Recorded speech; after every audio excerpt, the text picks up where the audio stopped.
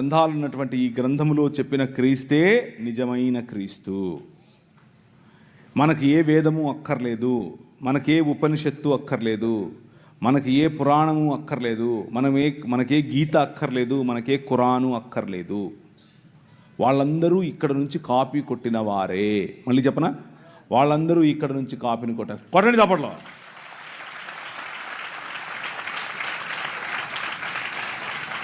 మన రాజును గురించి తెలుసుకోవటానికి ఆ రాజు స్వయంగా ఇచ్చి పంపించినటువంటి నల్లటి పుస్తకం చాలు, ఇంకేది అవసరం లేదు. మనము కలగలిపి మిక్సీలో, ఒక ఆయన అంటాడు శివతత్వము కృష్ణతత్వము మిక్సీలో వేసి తిప్పితే క్రీస్తు తత్వం వస్తుందంట. నీ బొంద వస్తుంది, నీ బొంద. ఇలా చెప్పానని వాడు ప్రవీణ్ గాడు వాడి తల తీసుకుని రండి అన్నాడు. ఆయన వాడి తల తీసుకుని రండి అన్నాడు. నేను వచ్చినప్పుడు ఫోన్ చేసి రా అని చెప్పాను.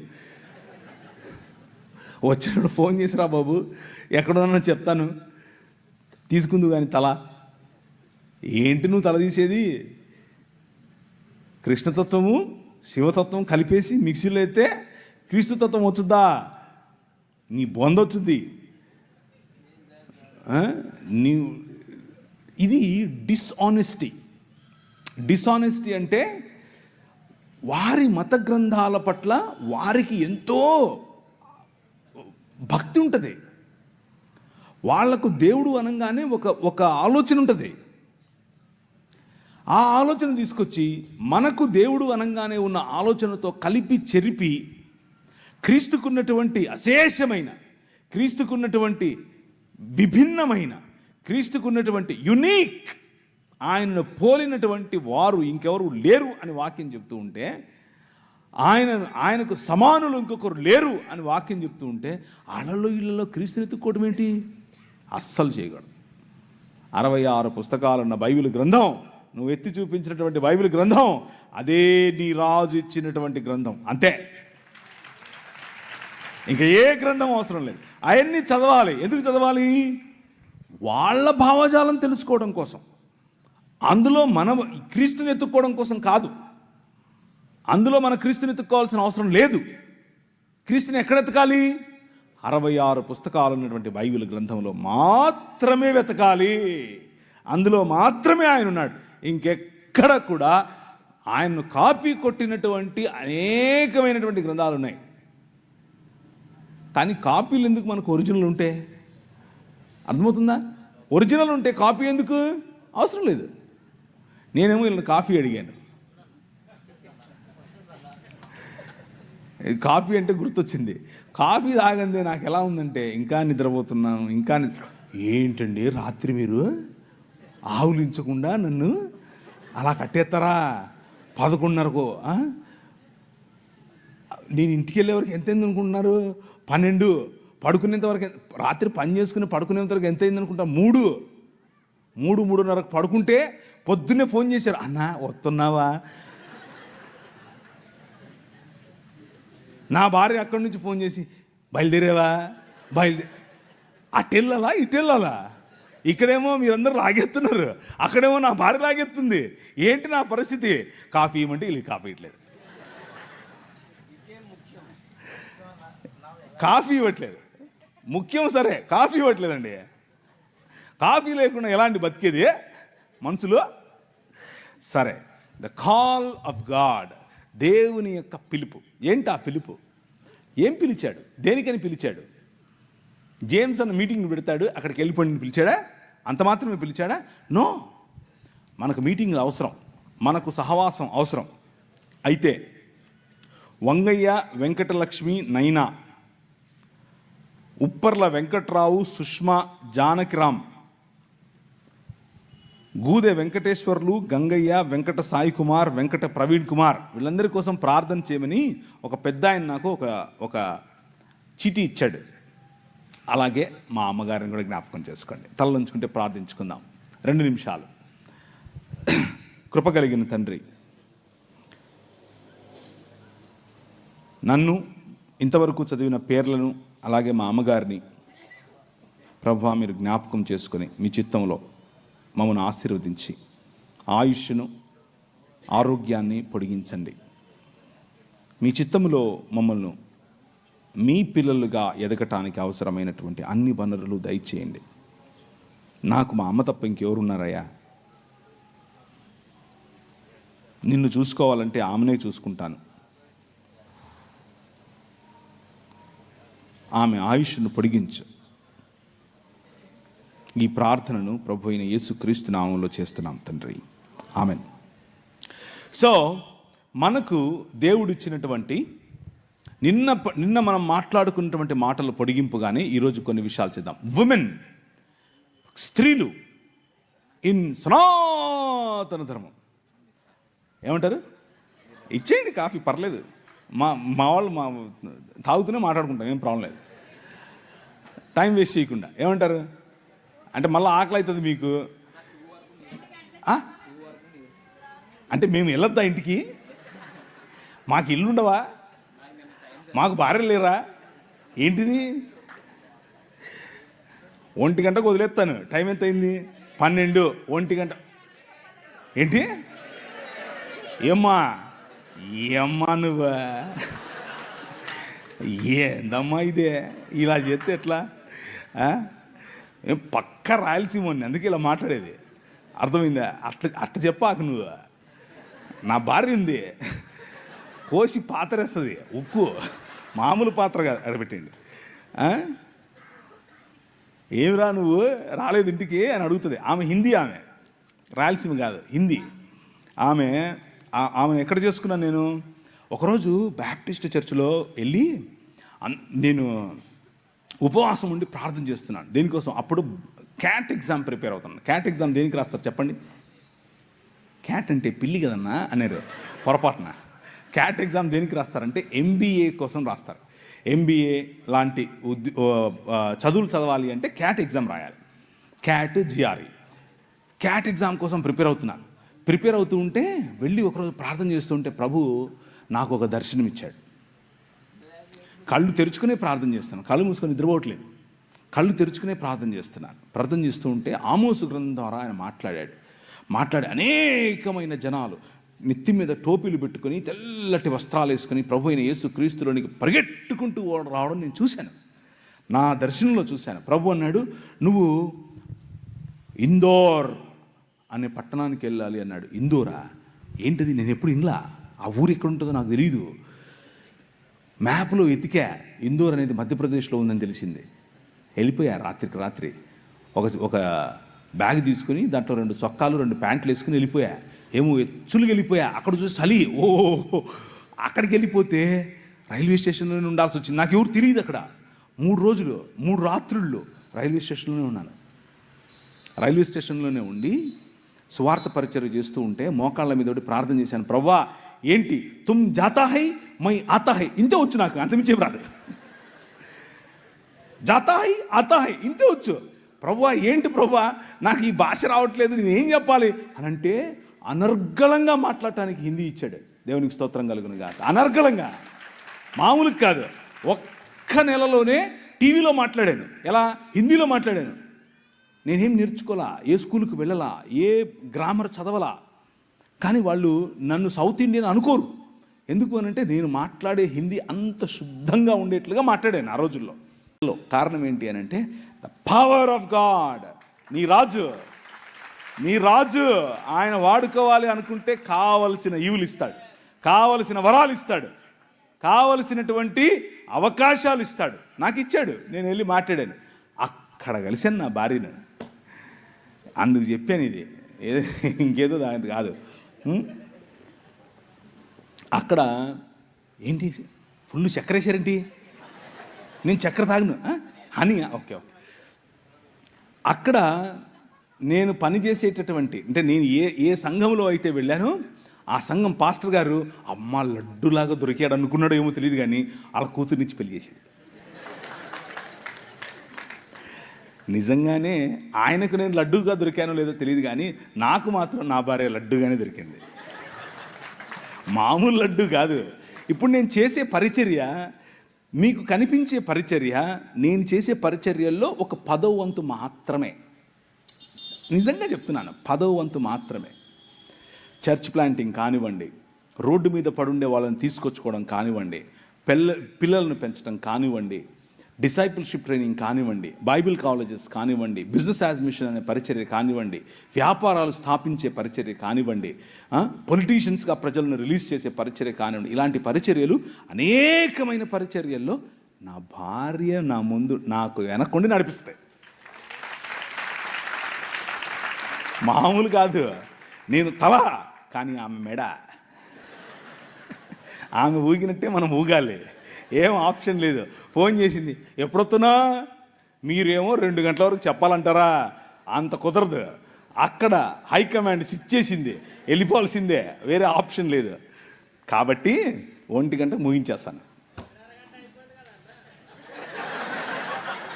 ఒరే నువ్వన్నా చెప్పరా నువ్వన్నా, గుండె కొట్టుకుంది అనుకో, చెప్పరా నువ్వన్నా. ఉమెన్, స్త్రీలు, నా భార్య గురించి మాట్లాడింది కారణం ఏంటంటే స్త్రీల గురించి చెప్పాలని. స్త్రీలకు ప్రభు అయిన యేసుక్రీస్తు వేసినటువంటి పెద్ద పీట, ప్రభు అయిన యేసుక్రీస్తు ఇచ్చినటువంటి ఆ గౌరవం. నిన్న ఒక ఆయన అడిగాడు, మేము మాట్లాడుకుంటున్నాం రాత్రి 1:30 2 గంటల సమయంలో మా హోటల్ రూమ్లో కూర్చుని అందరం కలిసి మాట్లాడుకుంటున్నాం. ఏమని అడుగుతున్నారు తెలుసా? అవునండి, 12 మంది శిష్యులు ఉంటే ఒక్కడు కూడా స్త్రీలు లేరు కదా అన్నాడు. అబ్బా, ప్రభువు గుండె పిండేశాడు. ఎట్లా? నేను అన్నాను, ఆ 12 మందికి సువార్త చెప్పింది ఎవరు? స్త్రీయే. మీకు అర్థమవుతుందా? ఆ 12 మందికి, అరే మీకు ముందే చెప్పినట్లుగా ఆయన గలిలయలో మిమ్మల్ని కలుస్తాడని, ఆయన గలిలయ సముద్రం దగ్గర మిమ్మల్ని కలుస్తాడని లైన్లో దేవుని వాక్య విలువలు కనిపిస్తాయి. రాజా అని పిలిస్తే ఊరికి రాజు అయిపోడు ఆయన. దాని వెనక చాలా విలువలు ఉన్నాయి. ఆయన పాపుల రక్షకుడు, నాగరికతలకు కేంద్రం, సత్యమైన వాక్యం, అనుపమైన సత్యం, అపూర్వమైన వ్యక్తిత్వం, సర్వోన్నతమైన మార్గం ఈ రాజు. అది నీ రాజు. మామూలు రాజు కాదు, ఊరికే అటు ఇటు వచ్చే రాజు కాదు. ఆయనకు సాటి ఇంకొకరు లేరు. సాహిత్యంలో అన్ని రకాలైనటువంటి ఫిలాసఫీస్ కలిసి కలబోసినా ఆయనకు సాటి రాలేదు. తత్వశాస్త్రంలో ఆయనే ప్రముఖుడు, వేదాంతానికి ఆయనే మూలం. అది నీ రాజు, మామూలు రాజు కాదు. He is the king of this world. యుగ యుగములకు ఆది అంతం ఆయనే. అవసరాలన్నిటినీ ఒకేసారి తీర్చగల రాజు నీ రాజు. సమాధానము, నీకు సమాధానం కావాలంటే అన్ని ప్రశ్నలకు సమాధానం ఇవ్వగల ఏకైక రాజు ఈ రాజు. బలహీనులకు బలాన్నిస్తాడు, సానుభూతితో రక్షిస్తాడు, శక్తివంతమైన దేవుడు, మార్గదర్శకుడు, రోగులను స్వస్థపరుస్తాడు, కుష్ఠును శుభ్రపరుస్తాడు, పాపులను క్షమిస్తాడు. That is your king. అది నీ రాజు. నిన్న లే నిలబడు అన్న పాటలో ఆ రాజును చూశారు మీరు. ఆయన నెత్తి కిరీటం పెట్టుకుని, చేతిలో కత్తి పట్టుకుని ఏమేమో చేయలా. ఎలా వచ్చాడు? సామాన్యంగా వచ్చాడు. ఆయన రాజ్యం సామాన్యమైనటువంటి ప్రజల కోసం. ఆయన పైన చొక్కా విప్పేసి ఒక టువాల్ తీసుకుని నడుము కట్టుకుని బేసిన్లో నీళ్లు పోసుకుని వచ్చి నీ కాళ్ళు కడుగుతా అంటాడు. అమ్మా నీ కాళ్ళు కడగనా? అయ్యో మీరు కడగడు. ఎగరండి. ఈ గోదావరి జిల్లాలకు వస్తే ఇదొక తగులుతుంది నెత్తికి. ముందొక అయ్యగారు, మధ్యలో ఒక అయ్యగారు, లాస్ట్లో ఒక అయ్యగారు. అలా చేసి మీరు పాస్టర్లను సెలబ్రిటీలు చేశారు. అది మీ తప్పే, వాళ్ళ తప్పు కాదు. Is your king. అది నీ రాజు. రాజా నీ సన్నిధిలో అని పాట పాడితే సరిపోదు. Dedicate your life. నీ జీవితాన్ని నిజంగా ఈ రాజుకు సమర్పించాలి. ఆ రాజు శాసనాలను ప్రపంచంలో తీసుకుని వెళ్ళాలి. ఆయన వాగ్దానం నిజమైంది. ఆయన కాంతి పోల్చలేనిది. ఆయన మంచితనం హద్దులు మీరింది. ఆయన కరుణ శాశ్వతమైనది. ఆయన ప్రేమ ఎప్పటికీ మారనిది. ఆయన వాక్యం సత్యమైనది. ఆయన కృప నీకు చాలినంతది. ఆయన పరిపాలన నీతిమైనది. ఆయన కాడి తేలిక. రా. ఆయన ఒక వైపు కాడిలో తల వంచి నీ వైపు నిన్ను పిలిచి రా. ఇంకొక వైపు 2 ఎడ్ల కాడి చూశారు ఎప్పుడన్నా? ఒకవైపు ఆయన తల వంచి తన పైన కాడి పెట్టుకుని ఇంకొక వైపు నిన్ను పిలుస్తున్నాడు. Come learn with me. నా కాడి సులువైనది, నేను మిక్కిలి ఎలాంటివాడిని? సాత్వికుడను, దీన మనస్సు కలవాడని. ఈ మార్గం ఈ రాజు చూపించిన మార్గం, ఆయన గురించి చెప్పాలి అని అంటే నా భాష సరిపోవట్లేదు. ఎందుకు అనంటే ఆయన అనిర్వచనీయుడు, ఆయన అద్భుతకరుడు, ఆయన ఆశ్చర్యకరుడు, ఆయన శక్తిమంతుడు, మామూలుడు కాదు నీ రాజు. స్టెఫెను ఆయనకు ఈ రాజును తెలుసుకున్న తర్వాత నిలబడుకుని మాట్లాడుతూ ఉంటే దేవుని వాక్యం చెప్తుంది, అపోస్తుల కార్యం 6వ అధ్యాయంలో, ఆయన వారి వాగ్దాటిని నిర్వహించలేకపోయిరి. స్టెఫెనును వారు నిలువరించలేకపోయారు. ఎందుకు అనంటే డునామిస్, అద్భుత కార్యాలు, ఆశ్చర్య కార్యాలు. నువ్వు నిలబడి మాట్లాడితే రోగులకు స్వస్థత, నువ్వు నిలబడి చేతులుంచితే చనిపోయిన వారు లేవాలి, నువ్వు నిలబడి మాట్లాడితే పొరపచ్చాలన్నటువంటి సంబంధాలు మళ్ళీ అతకాలి, కుటుంబాలు బాగుపడాలి, దేశం బాగుపడాలి. అది నీ రాజు. నీ రాజు నిన్ను పిలిచింది ఎందుకు అంటే ఆకాశములు ఆయనను పూరించలేవు, మన మానవ భాష సరిపోదు, మీరు ఆయనను మీ మనసు నుండి తీసేయలేరు, మీరు ఆయనను అధిగమించలేరు, ఆయన లేకుండా ఉండలేరు. Because he is your king. ఆయన రాజు, మామూలు రాజు కాదు. ఆయన ఎలక్షన్లలో పోటీ చేసి నిలబడేవాడు కాదు, ఆయన జెండా పట్టుకొని తిరిగేవాడు కాదు. కానీ హృదయమనే నీ ఇంటిలోన రాజై కూర్చున్నవాడు, నీ జీవితాన్ని ఏలేవాడు. నువ్వు కట్టుకున్న బట్ట ఆయనది, నువ్వు మాట్లాడే భాష ఆయనది, నువ్వు ఉంటున్న ఇల్లు ఆయనది, నీ దేశం ఆయనది, నీ ఊరు ఆయనది, నువ్వు తిండి ఆయనది, నీ బ్రతుకు ఆయనదే. That is your king. నువ్వు ఒప్పుకున్నా ఒప్పుకోకపోయినా ఆయనే రాజు. పరిసయ్యులు ఆయన్ని చూశారు. ఆయన్ని చూసి, యూదుల రాజుకు క్రీస్తువు నీవేనా అని అంటే, ఆకాశమేఘారూఢుడై మనుష్య కుమారుడు దేవుని వద్ద నుండి దిగివచ్చుట మీరు చూస్తారు అనంటే మతం తట్టుకోలేకపోయింది, బట్టలు చింపుకుంది. ఎందుకు అనంటే మనుష్యత్వాన్ని, నేను చెప్పాను మీకు, నిజమైన మనుష్యత్వాన్ని చూసినప్పుడు, నిజమైన దేవుని కుమారత్వాన్ని చూసినప్పుడు, నిజమైన దేవుని కుమారుడు బ్రతికే బ్రతుకును చూసినప్పుడు మతం తట్టుకోలేదు, బట్టలు చింపుకుంది. కానీ ఈ రాజు, నీ రాజు, ఆయన పరిసయ్యులు ఆయనను నిలువరించలేకపోయారు. పిలాతు ఆయనలో ఎటువంటి తప్పు కనుక్కోలేకపోయాడు. హేరోదు ఆయనను చంపలేకపోయాడు. మరణం ఆయనను బంధించలేకపోయింది. సమాధి ఆయనను కట్టి పడేయలేకపోయింది. 3వ దినమున ఆయన సమాధిని గెలిచి లేచాడు. That is your king. అర్థమవుతుందా? ఏం చెప్పాలి? నాకు సరిపోవట్లేదు నా భాష ఈ రాజు గురించి చెప్పడానికి. ఆ రాజు ప్రతినిధులు మీరు, ఆ రాజు రాజ్యాన్ని మీరు ప్రకటిస్తున్నారు. ఎల్లప్పుడూ ఉండేవాడు, ఎప్పుడూ సమస్య పోనివాడు, యుగ యుగములకు ఉండేవాడు, నీతో ఉండేవాడు, నీలో ఉండేవాడు, నీ ఇంట్లో ఉండేవాడు, నీకు తెలియకుండానే నిన్ను కాపాడుతున్నవాడు, నీకు తెలియకుండానే నీ మార్గాన్ని రక్షించేవాడు, నీకు తెలియకుండానే నీతో ఎప్పుడు ఒక చన్నటి మెల్లనైన స్వరముగా నీతో మాట్లాడుతూ నిన్ను మార్గదర్శనం చేస్తూ నిన్ను నడిపించేవాడు. నీ హృదయం ఆయన పట్ల వంగి ఉంటే చాలు. సమస్య ఏమిటి అంటే ఈరోజు క్రైస్తవంలో వి రేషనలైజ్డ్ ఎవ్రీథింగ్. రేషన్ అంటే మనకేదో రేషన్ ఇస్తున్నారు, రేషన్ షాప్ అనుకుంటున్నారు, అలా కాదు. అది కాదు నేను అనేది. రేషనలైజ్ అంటే అర్థం ఏమిటి అని అంటే ప్రతిదానికి కూడా ఒక లాజిక్ వెతుక్కొని ఆ లాజిక్లో ఇరుక్కుపోయేటటువంటి సమాజంగా క్రైస్తవ సమాజం కొన్నిసార్లు అలా ప్రవర్తిస్తోంది.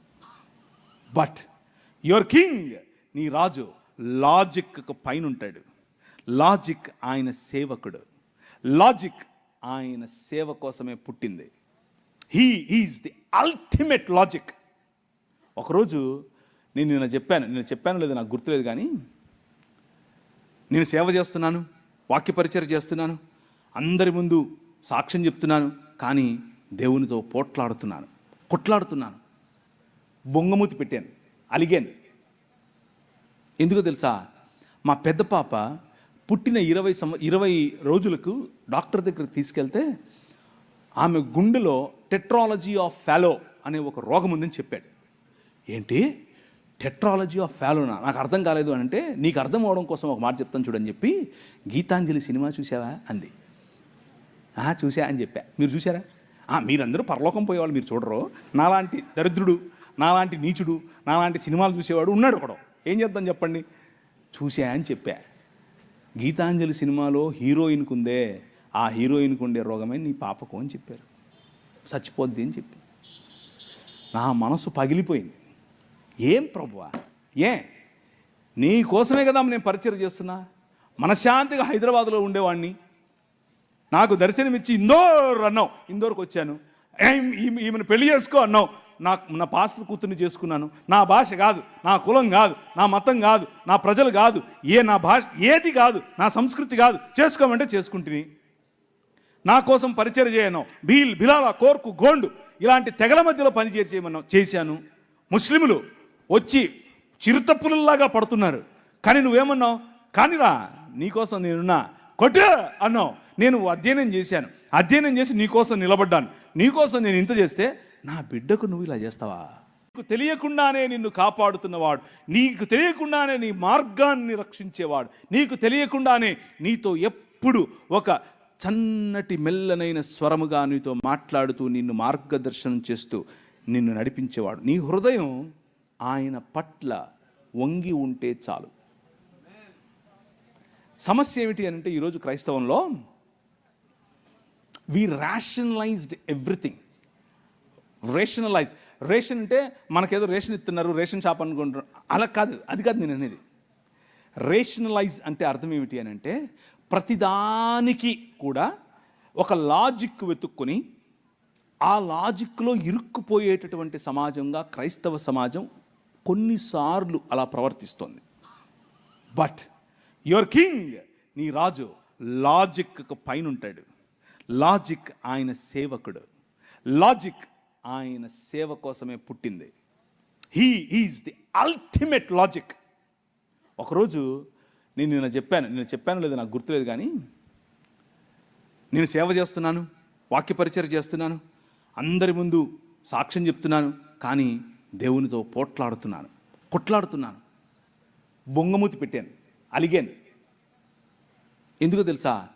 మా పెద్ద పాప పుట్టిన 20 రోజులకు డాక్టర్ దగ్గరికి తీసుకెళ్తే ఆమె గుండెలో టెట్రాలజీ ఆఫ్ ఫాలో అనే ఒక రోగం ఉందని చెప్పాడు.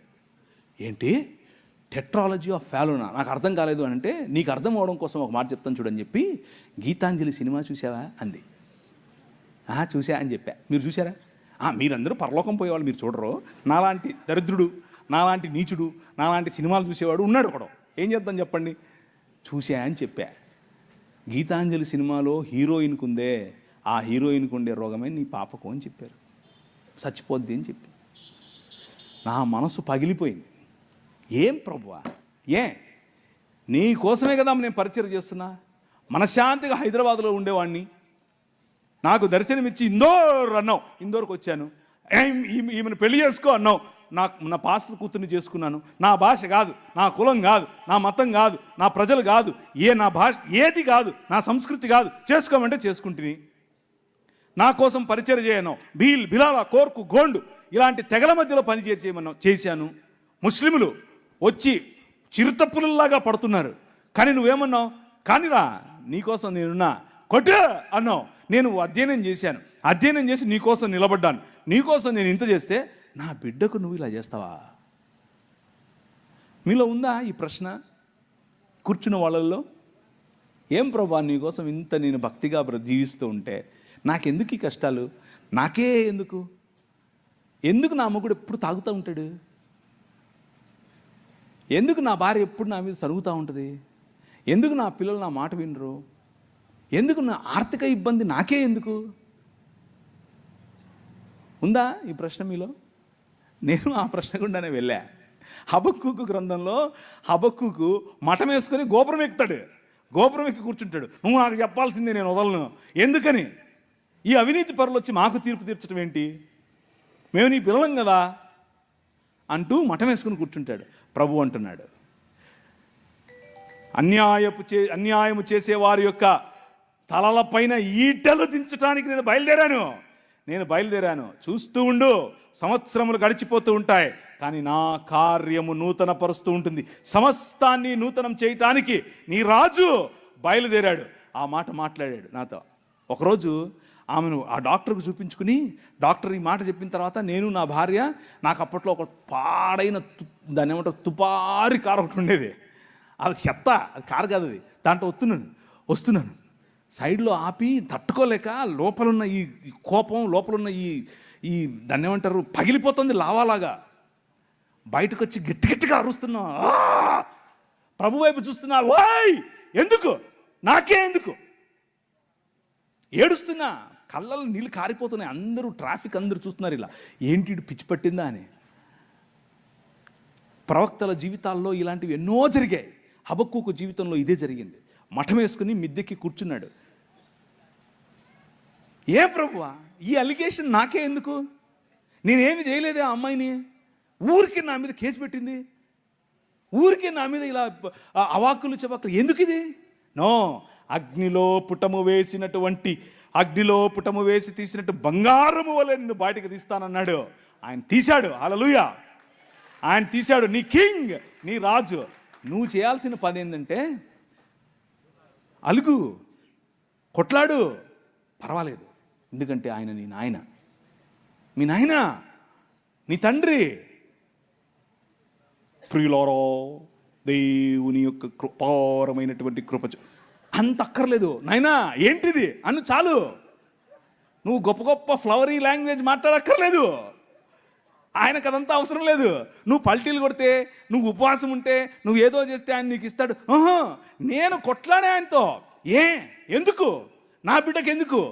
ఆయన అన్నాడు, ఒరేయ్, ఒక ప్రశ్న వేసాడు, ఒరేయ్ నీ బిడ్డ అనుకుంటున్నావా, నా బిడ్డ కాదా అన్నాడు.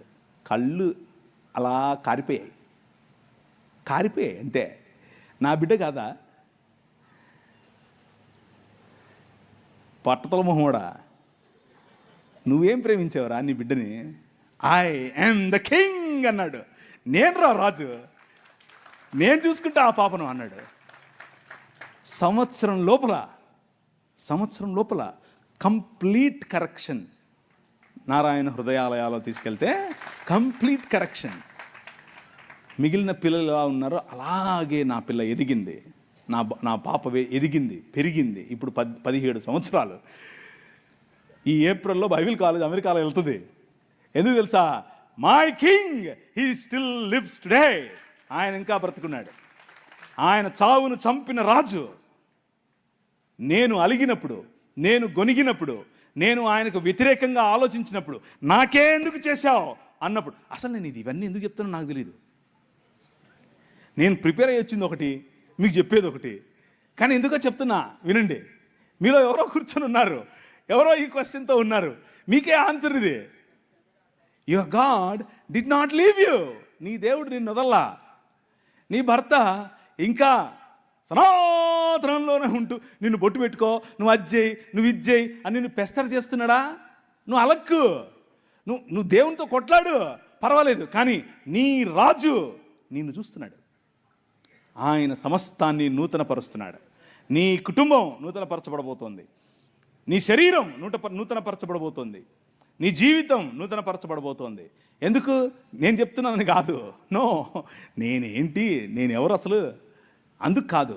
నీ రాజు, యువర్ కింగ్ లివ్స్ టుడే. ఆ రాజు చెప్తున్నాడు. ఆయనతో అలీజియన్స్, ఆ రాజ్యంలో నీ పౌరసత్వం, ఆ రాజ్యంలో నువ్వు ఆయన పట్ల నీకు ఉండాల్సిన నిబద్ధత ఉంటే చాలు. నీ నిబద్ధత ఉంటే ఆయన హీ స్టిల్ విత్ యూ.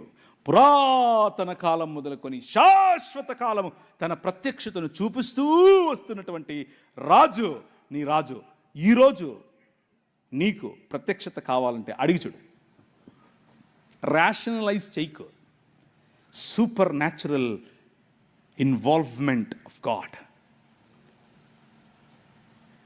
అభౌతికమైనటువంటి తన ప్రత్యక్షత, అభౌతికమైనటువంటి తన ప్రమేయం నీ జీవితంలో ఈరోజు, ఇప్పుడు అవకాశం ఉంది నీకు. జస్ట్ ఆయన్ని ఆహ్వానించు. ఆవాహయామి అను. వస్తాడు.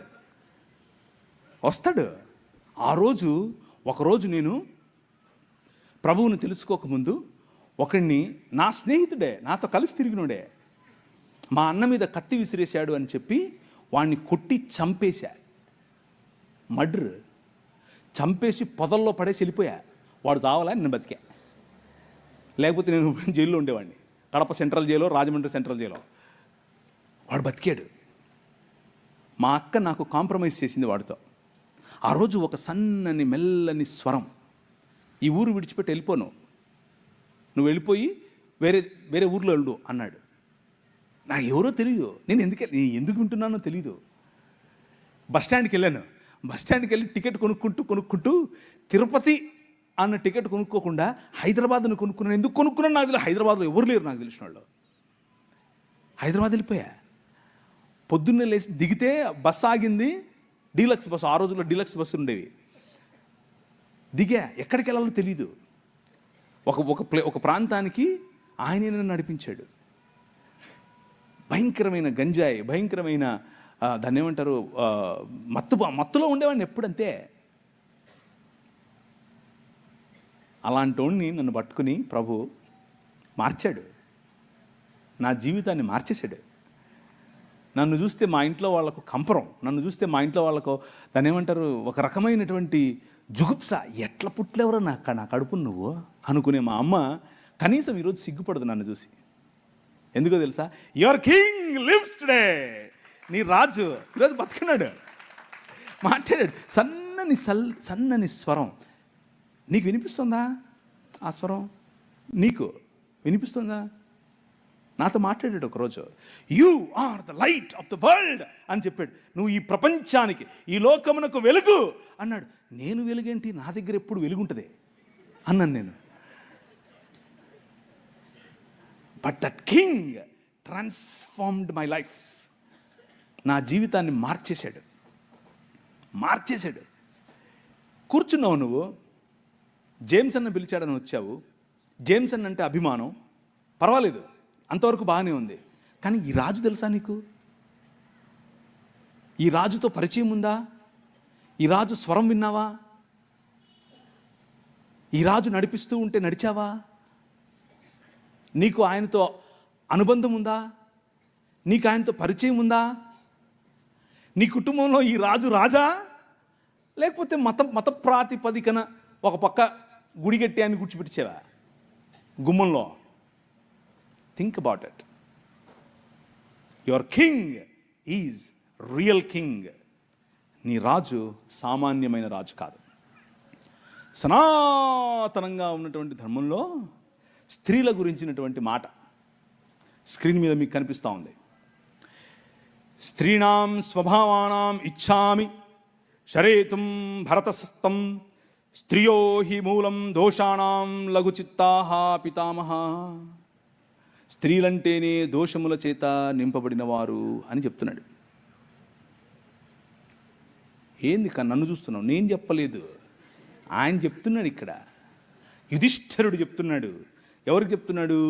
గంగపుత్రుడైనటువంటి భీష్మ పితామహుడితో చెప్తున్నాడు. పితామా అంటున్నాడు. స్త్రియో హి మూలం దోషాణం లఘుచిత్తాః.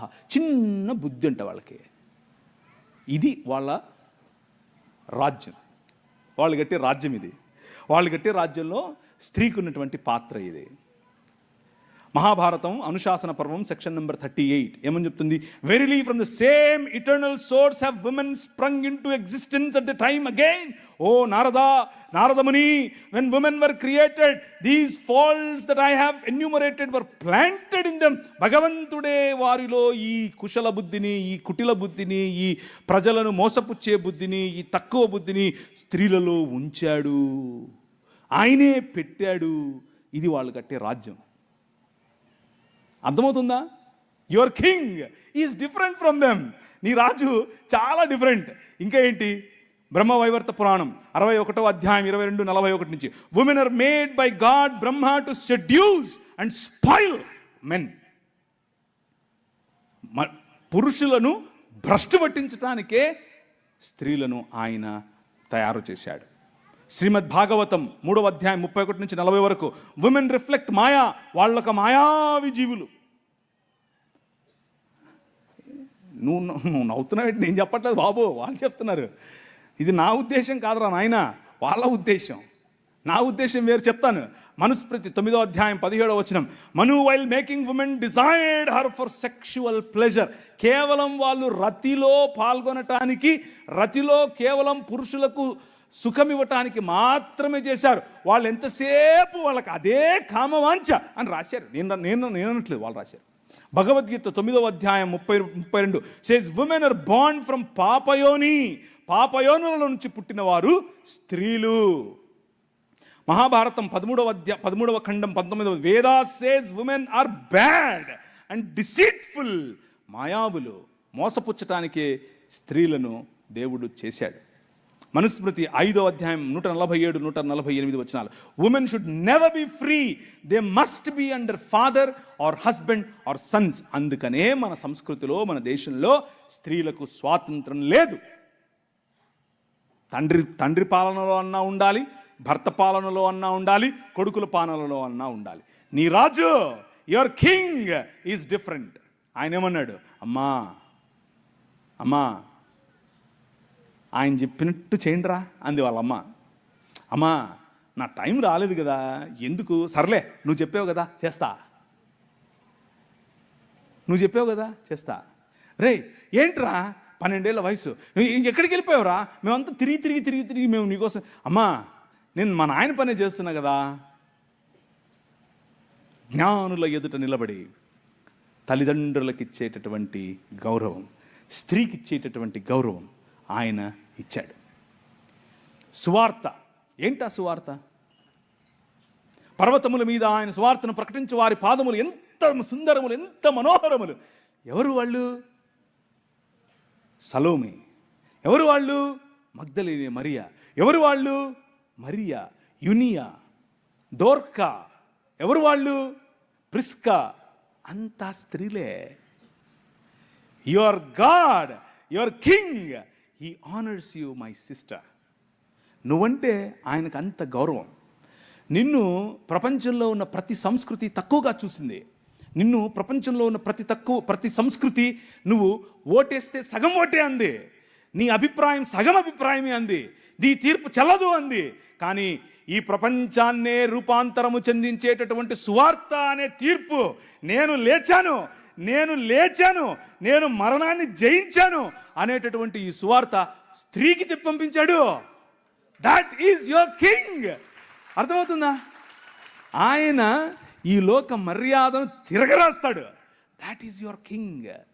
కూర్చున్న మీరు ఒకవేళ మీ ఇంట్లో ఉన్నటువంటి సమస్య, మీ ఇంట్లో ఉన్నటువంటి ఇబ్బంది, మీ ఇంట్లో ఉన్నటువంటి నీ భర్త పట్ల, నీ కుటుంబం పట్ల, నీ బంధుమిత్రుల పట్ల నీకు ఇబ్బందిగా ఉంటే, act like a daughter of your king.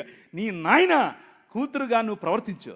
Look at your, నేను దాన్ని ఏమంటారు, మొన్న ఇలా దిగుతోంది ఫ్లైట్ దిగుతుంటే చూశాను పైనుంచి కిందికి. షికాగో పెద్ద నగరం, మా నాయన షికాగో. అర్థమవుతుందా మీకు? You have a different feeling. అక్కడి నుంచి మళ్ళీ ఎగిరాను, డాలస్కి వచ్చాను. డాలస్ చూసి మా నాయన డాలస్ ఇది. అర్థమవుతుందా మీకు? బండి తోలుకుంటూ వస్తూ ఉంటే రాజమండ్రి, మా నాయన రాజమండ్రిది. You have a different feeling. నేను పాపిని, నేను పరలోకం పోవాలి. ఏంటిది? మతంలో పడి ఉంటే అలాగే ఉంటావు.